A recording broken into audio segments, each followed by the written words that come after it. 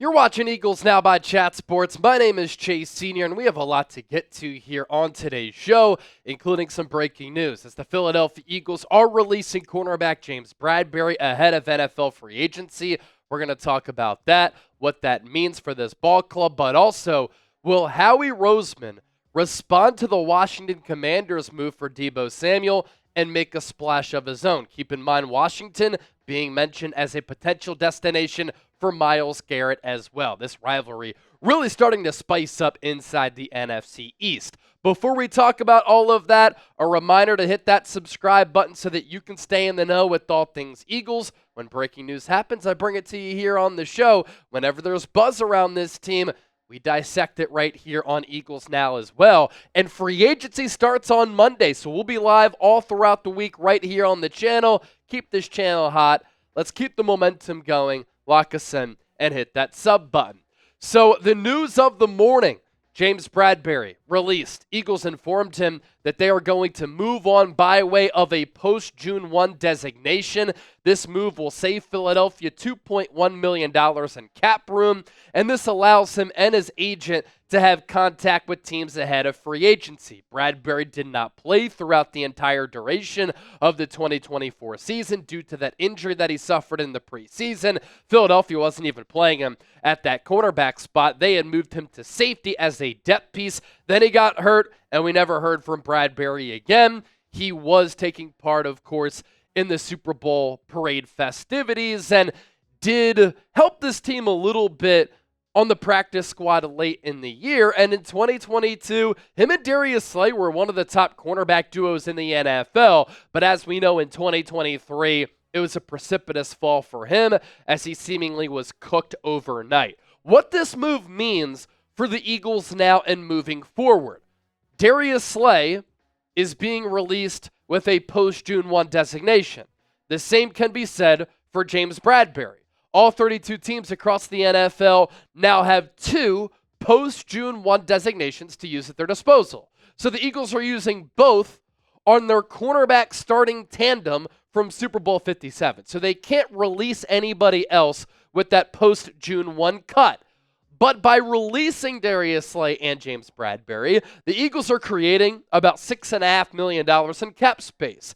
And this is evidence that things really change quickly in the National Football League. 2022 season, Slay and Bradberry, one of the top cornerback 1-2 punches in the NFL. Couple of years later, they're both gone. Of course, Darius Slay could come back to Philadelphia at a lower number, but I'm not sure that's going to happen, because the Eagles really like their young corners. Quinyon Mitchell and Cooper DeJean were fantastic as rookies after being selected in the first and second round, respectively. The Eagles also are very excited about Kelee Ringo.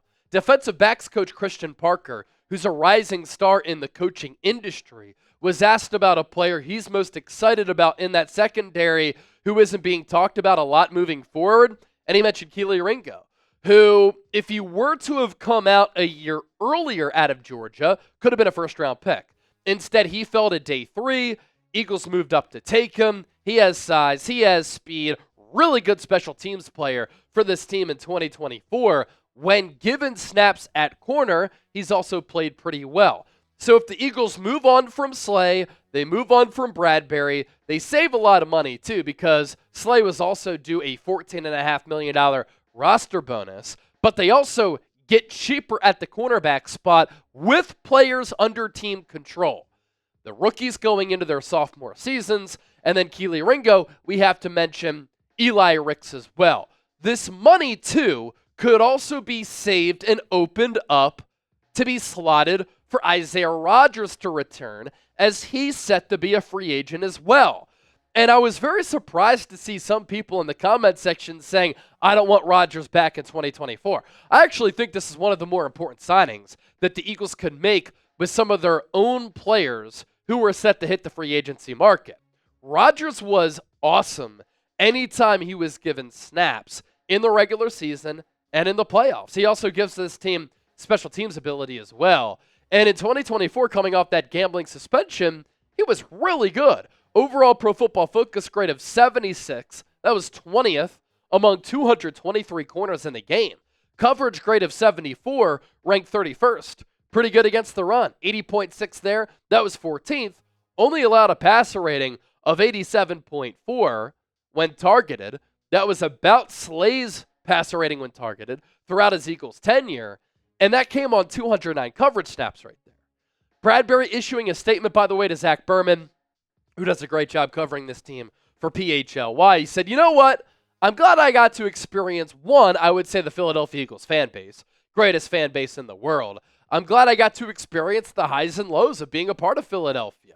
I'm going to always cherish these moments that I had, and I'm just thankful that it ended with a Super Bowl ring. I know a lot of people are going to remember James Bradberry's tenure in Philadelphia because of the hold on Juju Smith-Schuster, which ultimately ended in the Eagles losing that game against Kansas City in Super Bowl 59. That was their demise. If the Eagles got off the field on that third down, Harrison Butker would have come out for a field goal. Eagles would have gotten the ball with plenty of time left to perhaps drive down the field. And I think that Jalen Hurts would have found the box, would have found the paint if he got his hands on the football one more time, because the Chiefs couldn't stop him throughout that game. And I know that that was a sour ending to that game, of course, and it was a heartbreaking defeat. One of the hardest Philadelphia losses I've ever suffered as a fan throughout my existence, right? But please remember, too, that James Bradberry in 2022 was an all-pro player and was an excellent free agency pickup for Philadelphia, and him and Darius Slay were excellent as an outside corner duo. What I think the Eagles are going to do going into 2025, get younger at the cornerback spot and get cheaper. But, of course, I like to inform you here on this show. So here are the top free agent corners who are going to be free agents starting next week. Charvarius Ward of the Niners, he was an All-Pro 2 years ago. DJ Reed, excellent player of the last few years. Carlton Davis, former Buck, and last year played with the Detroit Lions. Byron Murphy of the Minnesota Vikings. Rasul Douglas, a former Eagle, who's very physical. Paulson Deebo coming off a broken leg. Unfortunate because he was playing really good ball before that. Asante Samuel Jr., the son of Asante Samuel Sr., great corner for this Eagles team for a few years. And Samuel Jr. putting together a pretty good NFL career for himself. Really good ball skills. Puts together a lot of pass breakups, but he's going to be out of the Eagles' price range. And then you have Christian Fulton of the Chargers, Mike Hilton of the Bengals, and Jordan Lewis of the Dallas Cowboys. When talking about these young Eagles corners, by the way, I know that DeJean played in the slot in that nickel role as a rookie, and he was one of the top slot nickel corners in the NFL. But the Eagles do think that with his football IQ, with his athletic traits, with his experience playing outside corner at Iowa, that he can play outside corner opposite of Quinyon Mitchell at the NFL level. And I think that he could play there and succeed there. Moving forward, though, I would actually, if I'm Vic Fangio, keep Cooper DeJean in the slot because it allows him to be the versatile chess piece that he was as a rookie, and that just maximized him as a player. He can match up against tight ends and slot wide receivers. You can use him as a blitzer. He's also really good as a run-stuffing player, and it just allows you to put him in a multitude of positions on the defensive side of the ball where he can play inside, outside, hybrid linebacker, and safety. So I personally would keep Cooper DeJean in that slot role because I think that's a very important role to have in today's NFL with spacing, with the increasing athleticism at that tight end spot. He can also cover running backs out of the backfield, and I think that just taps in to his greatest strength, which is the diverse skill set that he has. But I'm interested to see what Vic Fangio does there, and I'd rather just have Kelee Ringo opposite of Quinyon Mitchell at that cornerback spot and just keep DeJean in the slot, but we'll certainly see. So let me know, what is your level of confidence in the young DB room on this Eagles roster? We're talking Mitchell, DeJean, Ringo, Rex. Scale it for me from 1 to 100. Eagles Super Bowl gear still available, by the way, thanks to our friends at Fanatics. I've already told you here on the show, I've gotten so much gear so far because I'm still celebrating this dub, and I'm going to do that for the rest of my existence. Chatsports.com/EaglesSB. That's chatsports.com/EaglesSB. Myself and Chip got this hat, shirts, hoodies, jerseys available, all types of gear and merchandise to celebrate the Eagles shellacking the Kansas City Chiefs in Super Bowl 59. Going to put that link down below in the comment section and attach to the pinned comment of today's Philadelphia Eagles. Now, so that you can check it out for yourself. Big news over the weekend inside the NFC East and, of course, inside the NFC.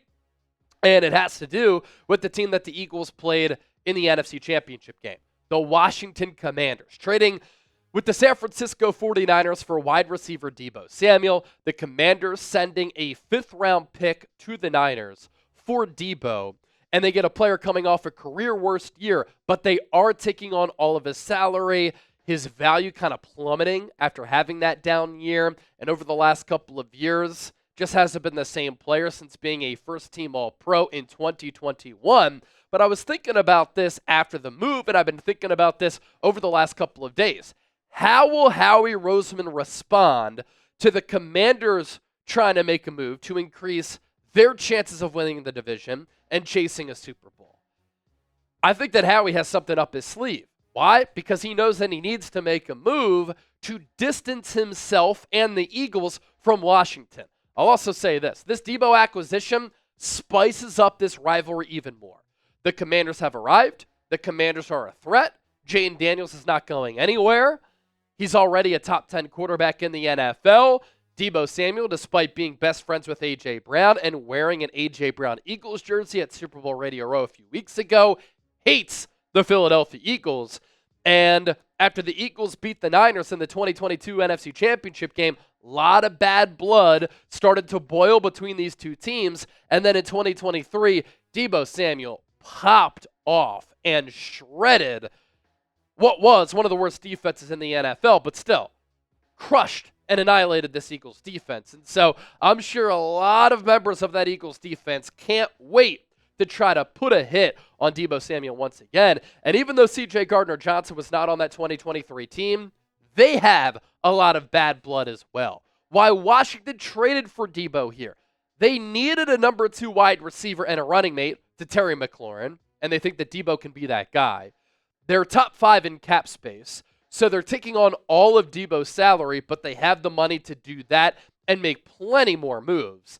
They have familiarity with the player because their general manager now is Adam Peters, who used to be the assistant GM for the Niners, was a part of the front office that drafted Deebo in 2019 in the 2nd round out of South Carolina, and Washington is banking on a bounce-back year for Deebo. He's about 20 pounds overweight last year. The numbers were down all across the board. He legitimately had the worst season of his career, and this was after Brandon Ayuk shredded his knee and was out for the year. Deebo could not step in and be that number 1 guy. So Washington has traded for Deebo, and I'm telling you right now, knowing that Jaden Daniels is on his rookie contract and he's going to be affordable for the next 4 years, I don't think they're done. I think they're going to try to make another move to increase their Super Bowl odds and chances, and they're also in play for Myles Garrett. So from Washington's perspective, they needed a number 2 wideout. They think that Deebo can be that guy. And after the Eagles hung 55 points on Washington in the NFC Championship game to punch their ticket to the Super Bowl, they know they need to improve their defense. And they could look at the Myles Garrett trade as the way to do that. Look, we were in front of Howie last week in Indy for the NFL Combine. We played his interview. We've played clips since then. He knows what's going on. And he knows what Washington is trying to do. And what has stood out to me about how the Eagles have handled themselves after winning the Super Bowl, how Howie Roseman carried himself in Indy, how Nick Sirianni spoke, what we've heard from some of these Eagles players, the Eagles mentality, they're back to work. They are all business. They're trying to run it back. And the Eagles didn't have much of a break after winning the Super Bowl. They won the Super Bowl, and then 2 weeks later, Howie, Nick, Big Dom, their coaching staff, their assistants, their front office members of their organization who we don't know, were all squad deep in Indianapolis for the NFL Combine, trying to find the next crop of players to be a part of this Eagles team by way of the 2025 draft class. They were so pumped up to win it in 2017 that you could tell there was a little bit of a celebratory nature to that team the following year, a little bit of a Super Bowl hangover. They had to turn it on in December, and they did that. They made it to the playoffs. They are an Alshon Jeffrey drop away from maybe making it to the NFC Championship game once again. That was the first Lombardi Trophy in the history of the Eagles. This time, though, it's a little bit different. They're hungry. They're back. They want more. They want to run it back. They want to form a dynasty in Philadelphia. I asked Howie specifically what's different about this team as compared to the last team that won the Super Bowl. And he said, we have a lot of our prime core players who are in their respective primes under contract. The Eagles right now are the 6th youngest team in the National Football League. They understand that they have the opportunity to do something special. And Howie even talked about it with Todd McShay on his podcast on a clip that's now going viral. He said, winning the Super Bowl in 2017 was like having sex for the first time. You're just happy that you did it for the first time. Then you win it that second time, you can finally embrace it, and you can finally celebrate like the second time you have sex. I thought it was a legendary quote from Howie Roseman, and he's kind of right. For those who know, you kind of know. If you don't know, that's fine too. You have your preferences. Be sure to hit that subscribe button here on the show. We talk football and we talk life. It's Philadelphia Eagles now. We'll catch you a little bit later.